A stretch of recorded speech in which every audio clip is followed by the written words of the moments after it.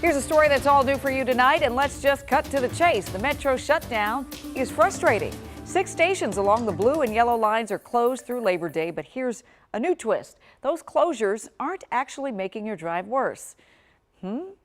I'll let transportation reporter Pete Montine explain.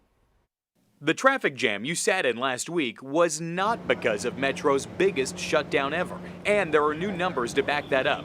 Metro shuttered 6 blue and yellow line stations south of Reagan National Airport on May 25th for a massive repair project.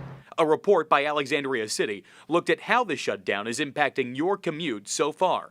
It focused on the city's main north-south corridors, such as Route 1, Washington Street, and North Van Dorn Street. The report found that travel times during the morning rush varied between 15 and 30% higher than normal peak traffic. Evening travel times varied between 30% lower and 30% higher than normal.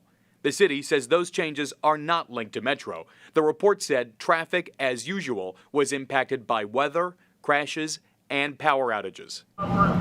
The unprecedented Memorial to Labor Day shutdown aims to fix crumbling outdoor station platforms. It impacts about 1 in every 10 riders across the entire Metro system. No problem. For months, Metro warned riders to find alternatives other than driving. The transit agency is offering its usual free shuttle buses.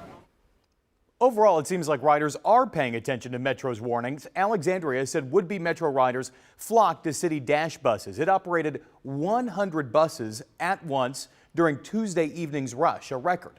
The water taxi between Alexandria and the Wharf at times saw a 30% spike in ridership. Leslie? And amazing to think of why those increases occurred. Thank you, Pete.